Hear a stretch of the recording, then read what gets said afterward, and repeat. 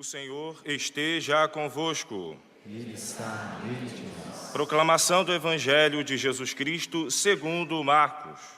Glória a vós, Senhor. Alguns dias depois, Jesus entrou de novo em Cafarnaum. Logo se espalhou a notícia que ele estava em casa. E reuniram-se ali tantas pessoas que já não havia lugar nem mesmo diante da porta. E Jesus anunciava-lhes a palavra.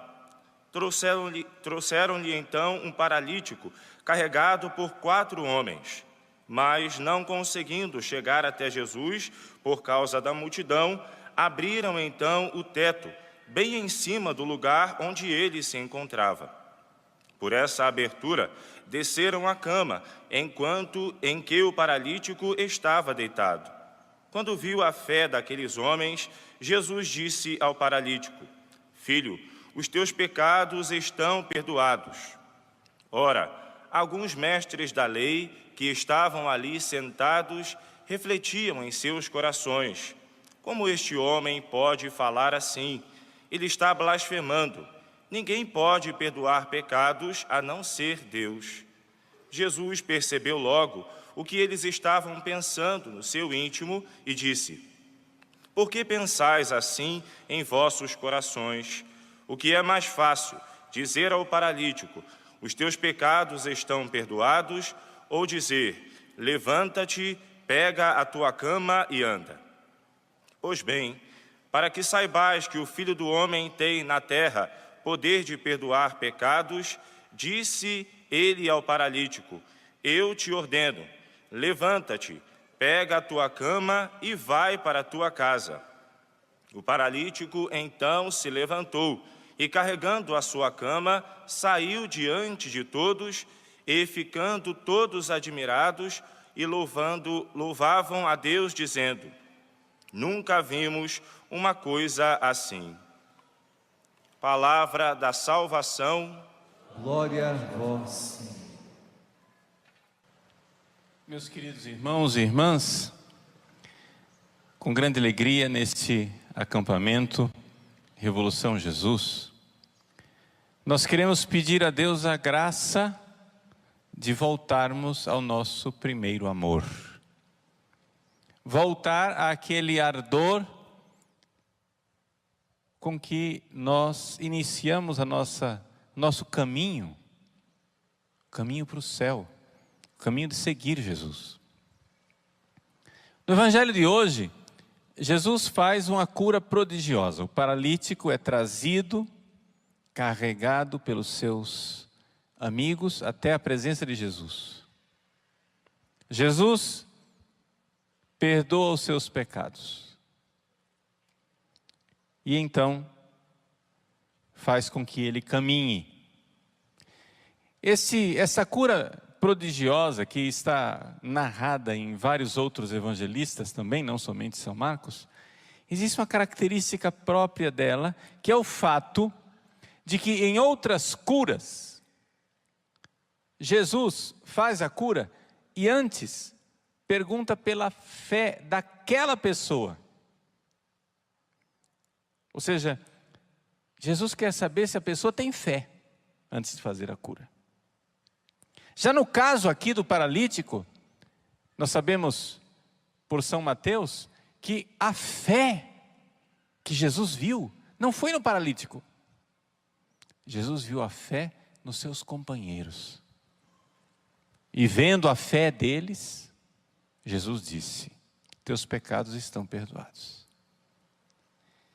Agora vem a pergunta: por que é que Jesus exigia fé para fazer uma cura? Por quê? Porque ele poderia não exigir. Jesus é Deus que se fez homem, poder ele tem. Ele não precisa pedir permissão de ninguém para fazer a cura. Ele não precisa que a sua fé permita a cura. Ele pode fazer a cura mesmo sem fé. Como, aliás, aconteceu na história da salvação várias vezes. Por exemplo, no Mar Vermelho.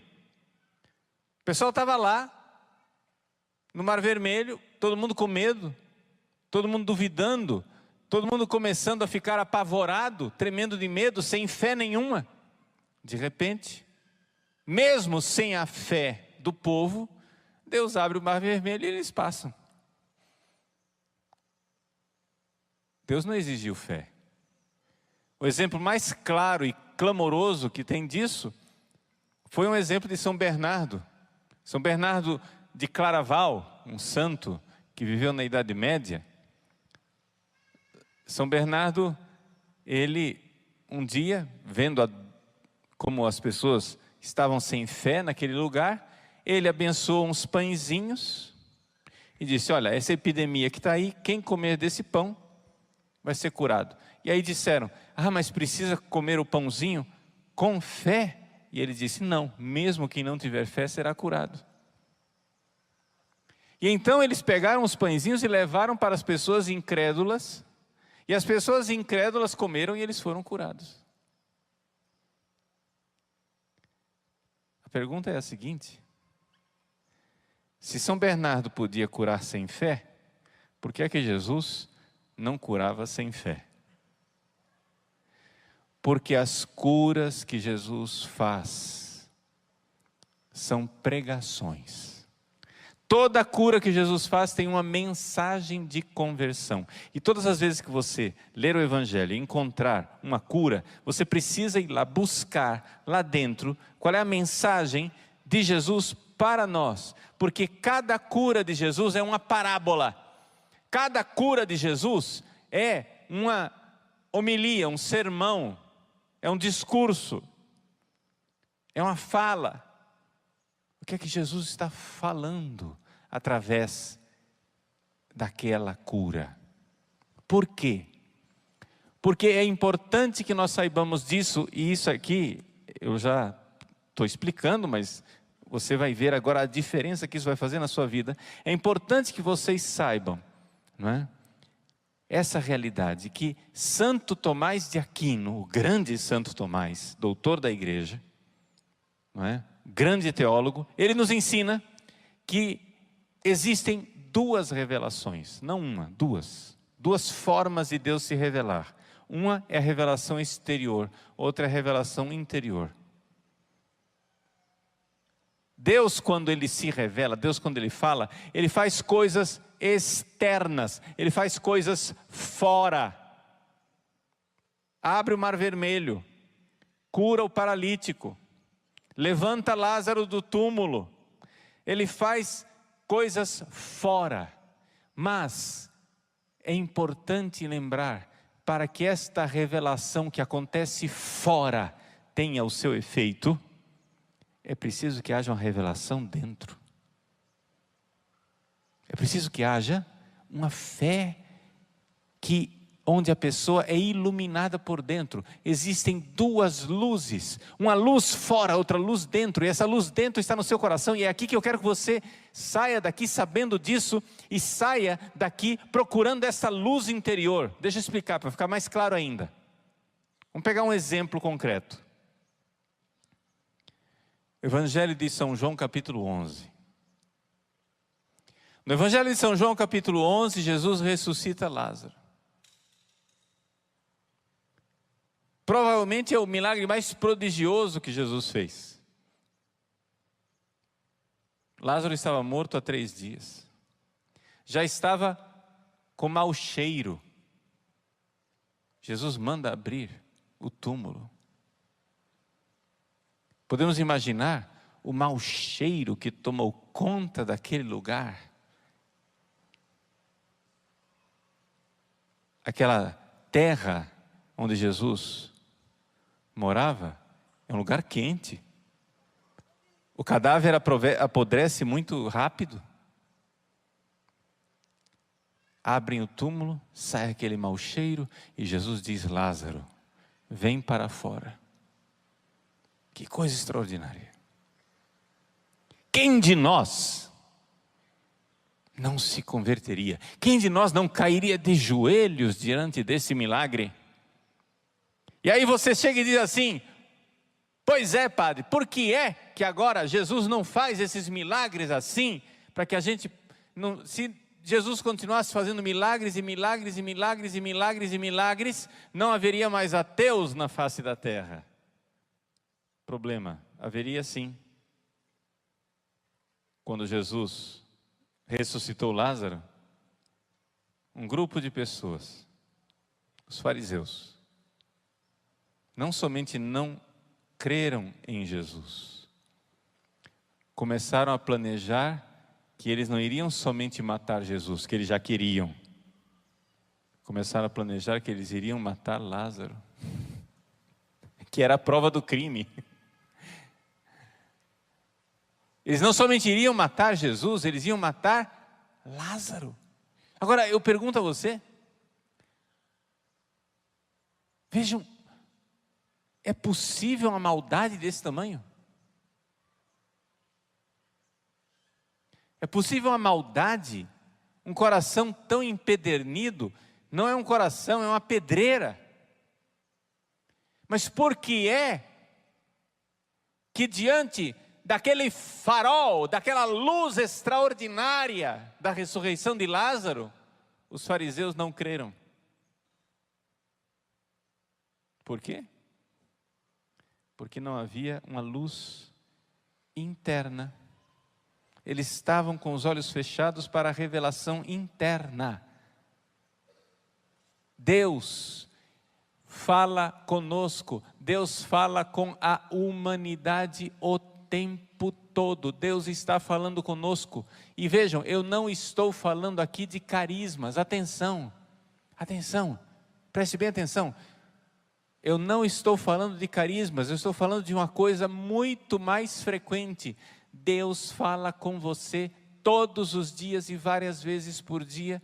Ele está toda hora convidando você para amá-lo, e a humanidade tola, boboca, não ouve a voz de Jesus. Quer ver como essa luz existe dentro de você?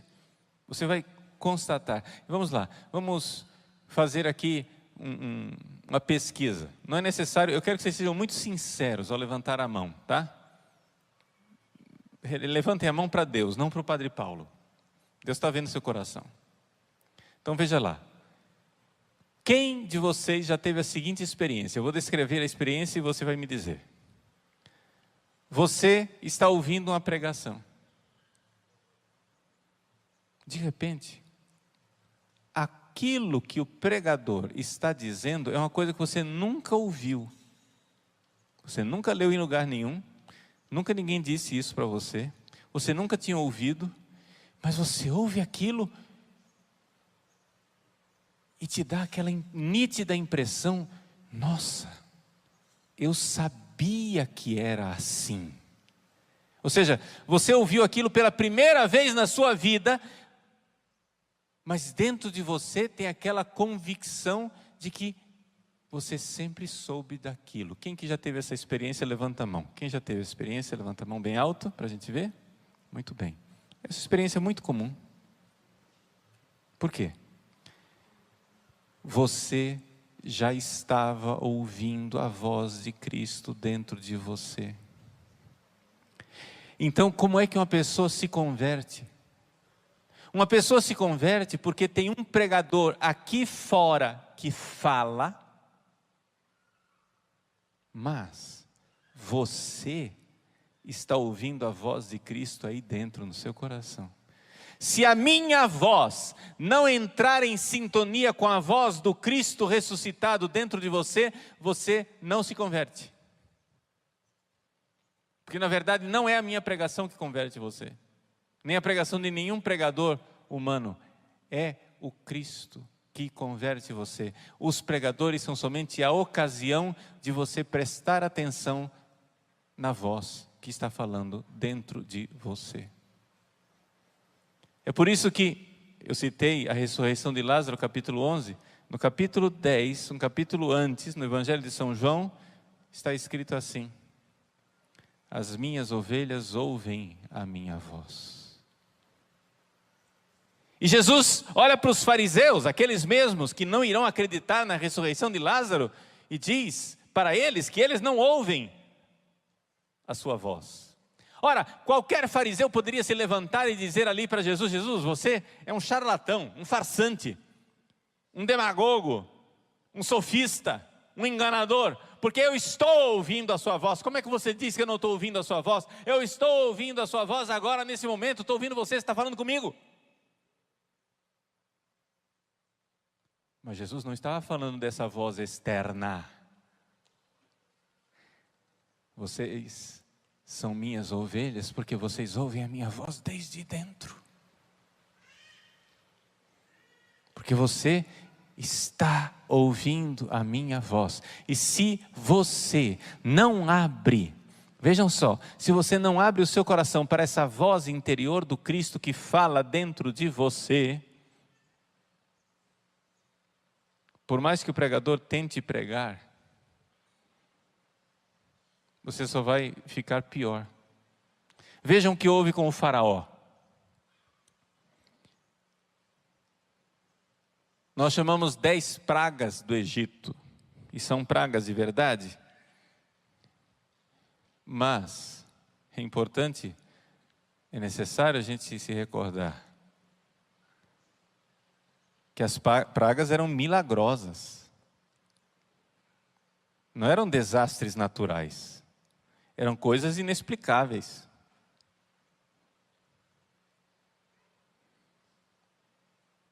E o faraó? Praga depois de praga, milagre depois de milagre, ele só ia endurecendo o coração dele, tornando o coração dele mais duro ainda. É interessante, não sei se você já tiver essa experiência, eu tenho certeza que sim, que você vai tentar converter uma pessoa e quanto mais você prega para a pessoa, mais dura a pessoa fica e mais afastada de Deus. Já tiveram essa experiência? Porque ela não está ouvindo a voz interior. Não está ouvindo a voz do Cristo. Mas você já ouviu esta voz, e eu quero que você compreenda isso, eu quero que você saia daqui com essa convicção de que você já ouviu essa voz várias vezes. Vamos aqui fazer outra pesquisa de campo, vamos lá. Vou descrever uma coisa, você vai me dizer. Tem uma coisa que você já sabia.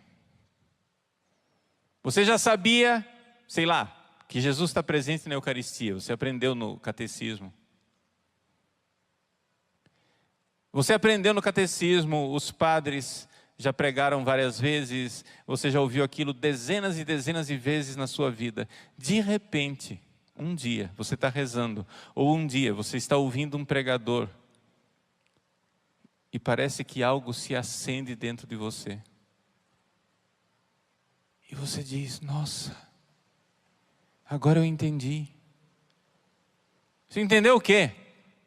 Eu entendi, Jesus está presente na Eucaristia. Ué, mas você não sabia? Não, sabia. Sabia desde criança, mas agora eu sei. Ou seja, uma luz me iluminou por dentro e eu entendi. Antes, eu sabia que Jesus estava presente na Eucaristia com uma luz, a luz natural da razão, mas de repente eu sei, iluminado por uma outra luz. A gente, na linguagem popular nossa, a gente diz: puxa, eu estava rezando e caiu a ficha. Caiu a ficha. Não é caiu a ficha, eu fui iluminado pela luz interior. Quem é que já teve essa experiência de uma coisa que você sempre soube, de repente um dia você está rezando e uma luz se acende dentro de você e você enxergou aquela verdade de fé com a outra luz? Levanta a mão, quem já teve essa experiência? É exatamente essa experiência da conversão. Quantas milhares, milhões de vezes as pessoas repetem: Deus te ama, Deus te ama, Deus te ama, e as pessoas ficam falando: Deus ama você, Deus ama você, Deus ama você, Deus ama você. Um belo dia, aquela voz que está falando lá fora entra em sintonia com a outra voz que está dentro de você.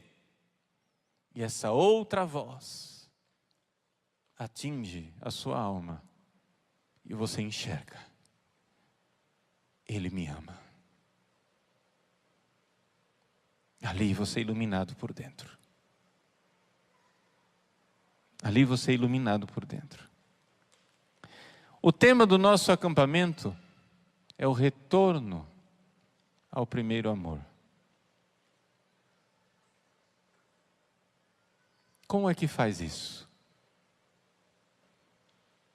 Como é que você, que antes era empolgado e agora é um tíbio, você ficou morno, você perdeu? A palavra tíbio quer dizer morno. Tíbio vem do latim tepidum, que quer dizer morno. É uma mornidão. Você não é nem frio e nem quente. Você perdeu aquele entusiasmo. Você perdeu o contato com aquele primeiro amor. Como que você faz para voltar a esse primeiro amor? Eu estou dizendo para você como é. Você precisa se abrir para a luz sobrenatural que está brilhando dentro de você. Um povo que andava nas trevas viu uma grande luz. Essa temática da luz, não é? Ela percorreu todo o tempo do Natal. Desde que nós celebramos 25 de dezembro, né, até uma semana atrás, estava constantemente falando de luz. A luz, a luz, a luz de Cristo. Cristo, luz que ilumina os povos. Cristo, luz das nações. Cristo que ilumina o povo que andava nas trevas. A luz do Cristo. Que luz é essa? São João nos diz no seu evangelho, no prólogo, Ele é a luz que ilumina todo homem. A luz brilhou nas trevas, mas as trevas não a compreenderam. Mas aqueles que creram nele, aqueles que o receberam, aqueles que tiveram fé, Ele deu a eles o poder de se tornarem filhos de Deus. E o Verbo se fez carne e habitou entre nós. Meus queridos, Jesus quer brilhar no seu coração. Mas como é que Ele vai falar a você? Se você não quer ouvi-lo, se você não faz silêncio para ouvi-lo. No evangelho de hoje, aquelas pessoas trazem um paralítico diante de Jesus. Quem sabe o paralítico não tinha grande fé, mas Jesus viu a fé daqueles que carregavam o paralítico e viu a grande oportunidade que ele tinha de falar aos corações deles. Jesus, com aquele milagre, Ele iria falar. Ele viu a fé das pessoas que estavam ali ao redor. É claro, havia os fariseus que não tinham fé. Jesus sabia que com aquele milagre, Ele só ia caçar confusão. Porque os fariseus iam ficar cada vez mais rebeldes, cada vez mais duros, cada vez mais fechados. Mas Ele viu a fé do povo e Ele precisava falar àquele povo. Porque se Ele fizesse aquele milagre seria muito mais do que uma homilia, do que um sermão, do que um discurso. Aquilo iria falar ao coração deles. Então Jesus olha para aquele paralítico. E diante dos seres humanos que estavam lá, qual era a necessidade daquele paralítico? A óbvia necessidade daquele paralítico era caminhar. Jesus, que vê os corações, viu que aquela não era a maior necessidade dele. De nada adiantaria ele recuperar a capacidade de andar e ir com as suas duas pernas direto para o inferno. O que é que você prefere? Vou dar a você duas alternativas, alternativa A, alternativa B. Você prefere ir paralítico para o céu ou ir com duas pernas para o inferno? Não é melhor alternativa A? Duas pernas para o céu paralítico para o céu do que com 2 pernas para o inferno. Não é isso? Do que adianta ganhar o mundo e perder a alma? Do que adianta ganhar as pernas e perder a alma? E Jesus então faz uma pergunta. E eu não sei se você é capaz de responder essa pergunta. Ele perguntou para aquelas pessoas que estavam lá: o que é mais difícil? Dizer, levanta-te e anda, ou os teus pecados estão perdoados? Nós, talvez estupidamente, pensemos: o mais difícil é dizer, levanta-te e anda. Mas não. Dizer levanta-te e anda, um bom médico, um bom curandeiro, um bom mágico, um bom feiticeiro talvez pudesse fazer isso. Mas somente Deus pode dizer: teus pecados estão perdoados. Você pode ir, não vá, mas você pode ir atrás de feitiçaria para ficar rico. Mas nenhum feiticeiro vai abrir as portas do céu para você. Meu irmão, no Evangelho de hoje, Jesus acende uma luz, e você precisa compreender isso. Peça a Deus a graça. Jesus quer falar ao seu coração, mas de nada adianta o Padre Paulo ficar aqui falando de boca seca, se você não abrir o seu coração para essa verdade que o Cristo quer falar a você. Ele está aí querendo falar a você. Como Ele fala a você todos os dias, você vai voltar para sua casa e Ele vai continuar falando. O Padre Paulo vai ficar aqui, mas Ele vai continuar falando ao seu coração todos os dias, várias vezes por dia, e você vai continuar fazendo ouvidos moucos à voz dEle que quer falar a você. Então eu gostaria de ensinar, bem concretamente, a vocês, como é que nós podemos fazer para ouvir a voz de Jesus no nosso dia a dia. Eu quero ser bem prático, porque se a gente não tem as coisas práticas, você volta para casa com uma teoria bonita. Nossa, Jesus fala, mas você não vai saber ouvir a voz. Então, como é que nós fazemos para ouvir a voz de Cristo? Você quer ouvir a voz de Cristo? Diga amém. Diga assim: eu quero. Eu quero ouvir a voz de Cristo. Muito bem, então deixa eu falar para você como é que é. Primeira coisa. Veja, a primeira coisa que você tem que fazer, e isso serve também para as pessoas que não são convertidas, tá? A primeira coisa que você tem que fazer é pedir a Deus mais fé.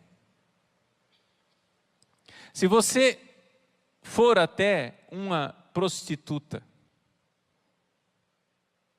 e ensinar para a prostituta a pedir fé com humildade, todos os dias, várias vezes por dia, se ela continuar pedindo fé todos os dias, com humildade, com perseverança, sem arrogância, se ela pedir fé de coração sincero, meu irmão, minha irmã, saiba, ela vai mudar de vida. Isso é fatal. Isso é inevitável. Por quê? Porque esta é uma das orações infalíveis. Se você pedir para ganhar na Mega Sena acumulada, isso não é uma oração infalível. Mas se você pedir fé, essa oração é infalível. Porque Deus quer dar fé a você mais do que você quer receber. Deus quer dar fé a você. Mas Ele quer ver que você, de fato, quer receber a fé. Está entendendo? Ele quer ver que você queira receber a fé. Então peça insistentemente, peça humildemente, peça confiantemente, várias vezes por dia. Senhor, eu creio, mas aumenta a minha fé. E todos nós podemos pedir mais fé. Todos, absolutamente todos. Até os grandes santos aqui nessa terra podem pedir mais fé, porque todos podemos crescer na fé, sempre, sempre. A fé pode aumentar. Existe uma fé maior e uma fé menor. Existe a fé pequena. Existe a fé, aquela fé atrofiada, que precisa crescer. E aqui está a dificuldade sua, a sua tibieza. Por que é que você não volta ao amor primeiro? Porque a sua fé está diminuindo de tamanho. E atenção, o que é fé? Vamos esclarecer, porque não necessariamente as pessoas sabem o que é fé. Fé não é um sentimento. Fé é uma graça de Deus que é colocada no seu coração de aceitar com firmeza tudo o que Jesus nos revela. E o que Ele revelou e continua revelando ao longo dos séculos, durante 2000 anos. É a fé de 2000 anos da igreja. Deixa eu explicar qual é a atitude de fé. Vou dar um exemplo. Aqui eu estou exemplificando. Eu não estou dizendo que o Padre Paulo é exemplo para ninguém. Só vou contar um exemplozinho da minha vida, tá claro? Eu não sou exemplo para ninguém, misericórdia. O exemplo são os santos. Eu sou um bobão. E eu estou falando de mim exatamente porque você vai dizer assim: poxa vida, se Deus fez isso com o idiota do Padre Paulo, pode fazer comigo também. Tá bom? Eu estava na 6ª série. Estudava no Colégio São Gonçalo, lá em Cuiabá. E na sala de aula, professor de religião dizendo, né? Porque não me venham com essas perguntas bobas. Quem é a mãe de Deus? Quem é o pai de Deus? Porque Deus é eterno, Deus não tem pai e Deus não tem mãe.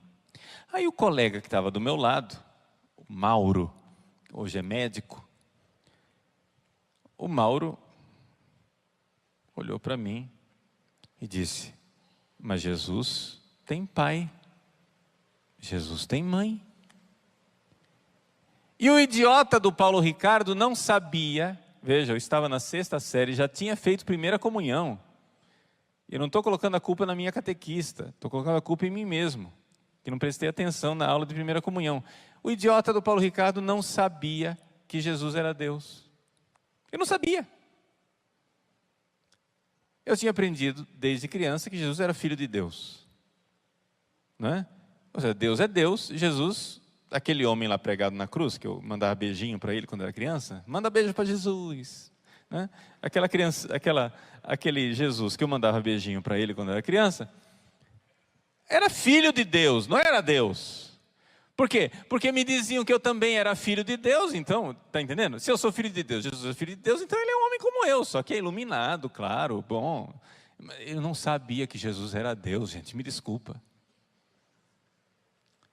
Aí eu fui para casa. Em casa eu fui abrir o catecismo. Quando eu abri o catecismo, e no catecismo estava escrito que Jesus era Deus, eu mudei de opinião na hora.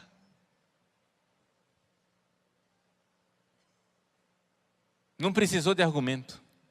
Quando eu descobri que a igreja ensina que Jesus é Deus, eu não preciso de argumentos. Eu mudei minha opinião na hora, porque isto é fé. Fé é você crer em tudo que crê e ensina a Santa Igreja Católica. E nesta fé eu quero viver e morrer. Isso é fé. Fé não é ficar selecionando no que é que você vai acreditar. Você abre a Bíblia e diz: vamos ver no que é que eu vou crer. Não, isso aqui eu não creio. Não, isso aqui eu creio. Você abre o catecismo e diz: vamos ver no que é que eu vou crer. Essa coisa, não, é que eu preciso ser crítico. Eu sou uma pessoa crítica. Meu irmão, você vai criticar as ideologias, as filosofias, os seres humanos, mas não critique Deus e nem a fé da Santa Igreja. Ali você baixa a cabeça, adora e aceita. Você está entendendo?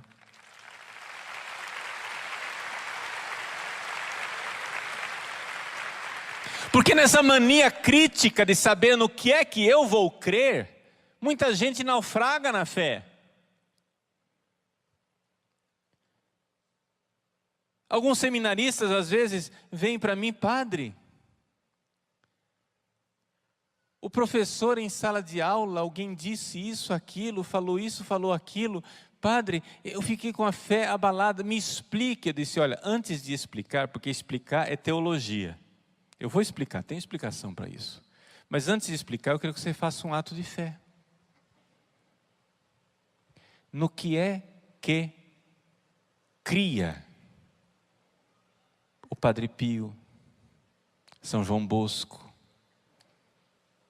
Santa Teresa d'Ávila, Santo Tomás de Aquino, Santo Agostinho, Santo Hilário de Poitiers, que nós celebramos hoje? Qual era a fé deles?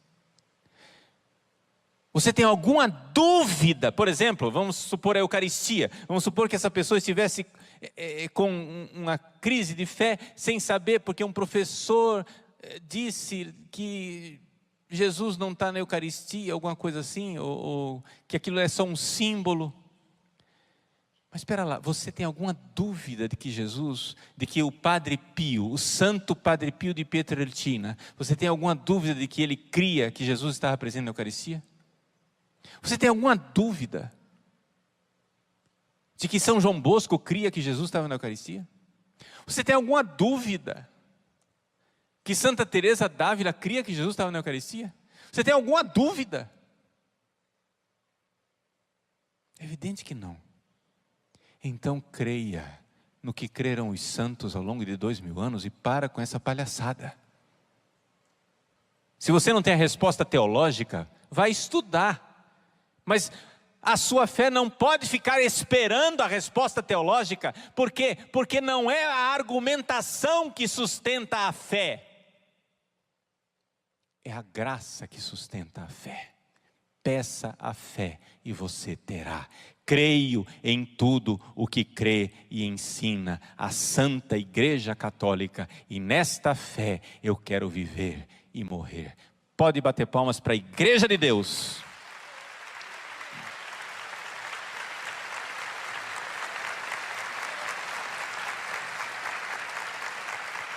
Não me venha com esta coisa de querer agora sustentar a fé com argumentos. Veja, quando uma pessoa não tem fé, acontece isso. No meu site, por exemplo, quantas e quantas vezes nós recebemos testemunhos de pessoas: padre, eu assisti tal vídeo e eu mudei. Eu estava afastado da Igreja Católica, voltei para a igreja. Eu era evangélico, me tornei católico. Quantos e quantos testemunhos, todos os dias, com a graça de Deus, nós recebemos muitos testemunhos de gente mudando de vida, vidas transformadas, graças a Deus. E isso daí, gente, quem é que faz isso? Não são os argumentos. É claro que eu tenho argumentos. Você vai lá, assiste um vídeo, e no vídeo, o que é que eu faço? Eu estou argumentando. Mas a maior parte das vezes eu não estou argumentando. A maior parte das vezes eu estou simplesmente atestando a fé da igreja. Eu digo: é isso que está no catecismo, é isso que tal santo crê, é isso que tal papa ensinou, é isso que a fé da igreja de 2000 anos. Você vai expondo, e você vai expondo aquilo com tranquilidade, e as pessoas vão ouvindo a voz interior. É a voz do Cristo. Nós não temos o poder de converter ninguém. Você pode ficar aqui falando e secar a boca. Se a voz do Cristo não estiver falando no coração da pessoa, ela não se converte. Então a primeira coisa: se você está tíbio, se você está fraco, se você perdeu o elan, o impulso, peça mais fé. Peça todos os dias, peça insistentemente, peça humildemente, peça confiantemente, Ele irá dar a você mais fé. Segunda coisa, estou sendo bem prático. Segunda coisa que você tem que fazer na prática você precisa procurar estar em estado de graça. Confissão bem feita. Confissão bem feita. Estar em estado de graça. Não invente de ficar muito tempo em pecado grave. O que é pecado grave? Pecado grave é pecado que vai diretamente contra um dos 10 mandamentos. Então, vamos supor, faltou missa no domingo, me desculpe, faltou missa no domingo por culpa sua, por preguiça e safadeza, você está em pecado grave, me desculpe. Porque vai diretamente contra um dos 10 mandamentos, guardar domingos e festas.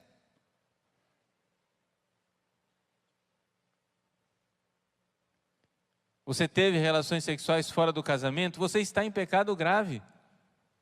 Não pecar contra a castidade, 6º mandamento. Você desejou a morte de uma pessoa, veja, não estou falando de uma irritação, tá? Perder a paciência e ficar irritado não é pecado grave, senão a gente nunca podia comungar, porque todo dia a gente está perdendo a paciência com alguém. Mas uma coisa é perder a paciência, que é uma desordem. Os santos vão superando isso. Eu não estou dizendo que isso não tem cura. Tem cura, só que não é um pecado grave, está entendendo? A impaciência é uma desordem, mas não é um pecado grave.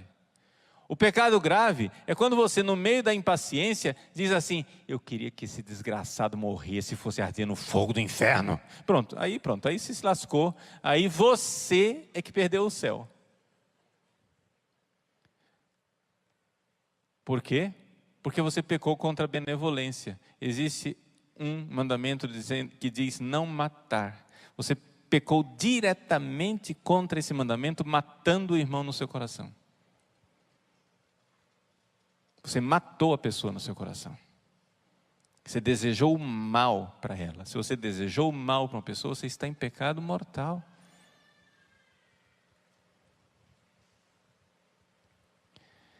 Se você olhou para uma pessoa e desejou sexualmente, genitalmente essa pessoa, você está em pecado grave. Nossa, eu sabia que esse padre Paulo era radical demais. Espera lá, é o 9º mandamento. Qual é o critério de pecado grave? É um pecado que vai contra um dos 10 mandamentos diretamente. Ah, mas não é tão grave assim. Ah, é? Não é tão grave assim? Espera lá. Vamos falar para os homens primeiro, porque o negócio de olhar, o pecado do olhar é muito mais dos homens. Homem gosta de olhar, mulher gosta de tirar a roupa. O pecado da mulher, no mais das vezes, é a sem-vergonhice de se vestir de uma forma que leva o irmão a pecar. E aí você também está pecando, tá, minha filha? Mas vamos falar dos homens. Porque homem, é difícil convencer um homem de que olhar, um pecado de olhar para uma pessoa vestida, não estou falando de pornografia, estou falando olhar para uma pessoa vestida e desejá-la sexualmente é um pecado grave. Aí o homem não, que é isso, exagero, pera lá, vamos lá, vou te pegar agora. Você é casado, você é noivo, você está namorando, ou um dia você quer namorar. Agora vamos lá, a sua mulher, seja ela noiva, namorada ou esposa, está no Facebook, olhando o perfil de homem sem camisa, com a barriga tanquinho. Você se sentiu traído, sim ou não? Sim. Então, por que é que você, sem vergonha, acha que pode ficar olhando no Facebook perfil de menina bonita? Traindo a sua esposa, sua noiva e sua namorada.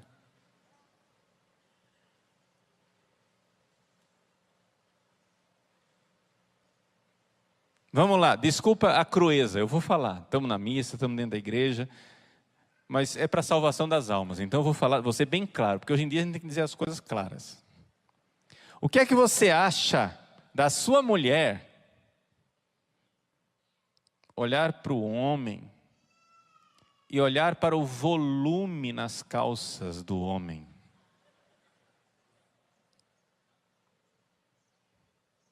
Se sentiu traído, sim ou não? Claro que sim. Então o que é que te autoriza a ficar olhando o volume do traseiro e do seio de uma mulher, seu sem vergonha?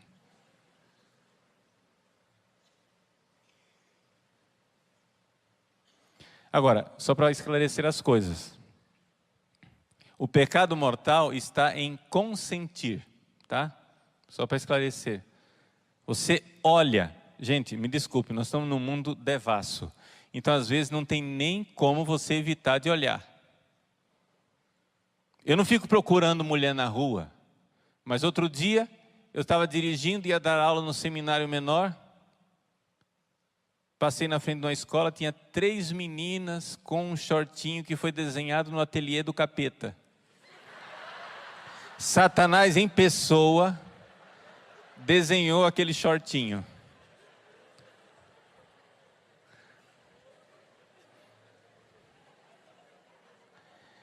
Estava eu dirigindo, distraído, de repente o olhar foi na coxa da menina.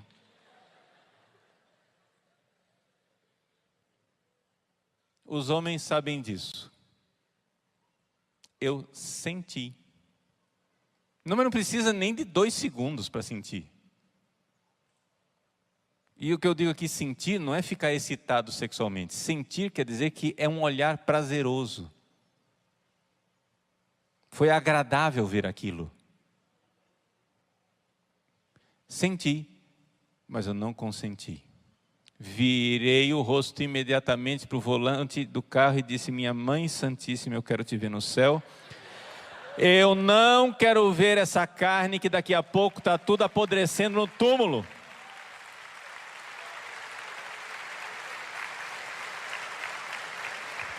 Daqui a pouco está tudo velha, despencada, mochibenta.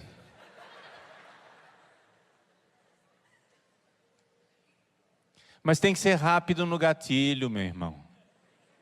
Tem que ser ninja. Olhou, ops! Tem que ser ninja. Sentiu, não consinta. Então, segundo ponto. Por quê? Porque eu digo isso? Porque muitas vezes você está cada vez mais cedendo a pecados que você acha que são pecadinhos, mas que vão arrefecendo o seu primeiro amor. Você entendeu? É como se o seu amor fosse um fogareiro, você vai borrifando água todo dia. Vai borrifando água e o amor vai diminuindo. Como é que você quer voltar ao primeiro amor? Então, primeira coisa, primeiro passo, fé. Pedir fé todos os dias, cada vez mais. Segundo passo, você precisa viver em estado de graça. Terceiro e último passo para concluir a homilia. Eu aconselho você a comungar o mais frequentemente possível. Mas comungar com fé. Comungar com fé e com amor. Se você crê que é Jesus, você não vai comungar, voltar para o seu banco e ficar olhando a pomba que está no teto do santuário. Não tem pomba nenhuma não, é só metáfora. Todo mundo está procurando a pomba agora. Está entendendo?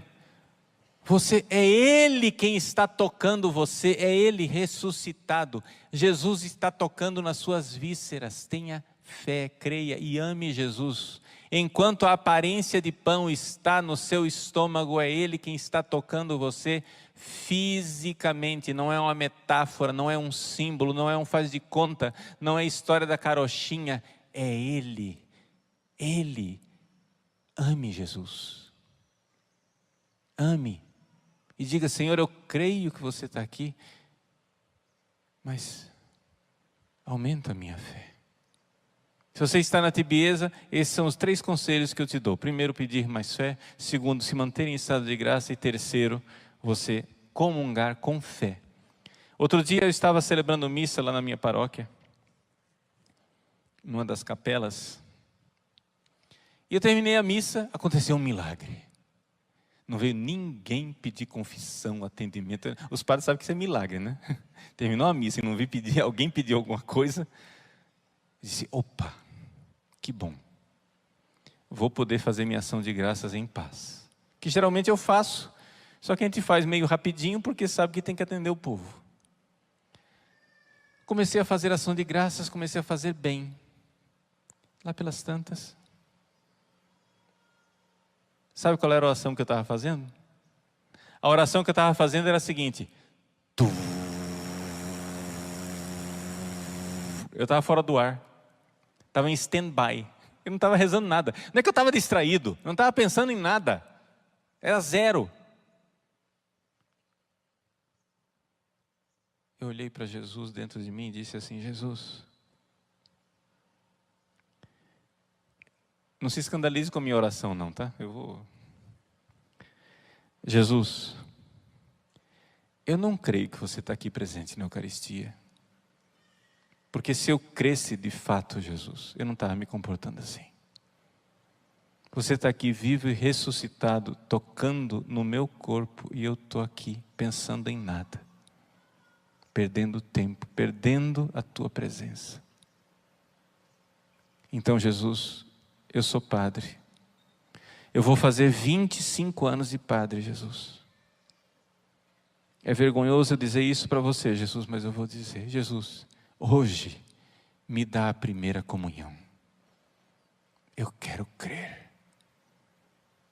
Me dá, Senhor, a fé de comungar de verdade. Faça essa oração hoje. Peça para Jesus hoje a primeira comunhão.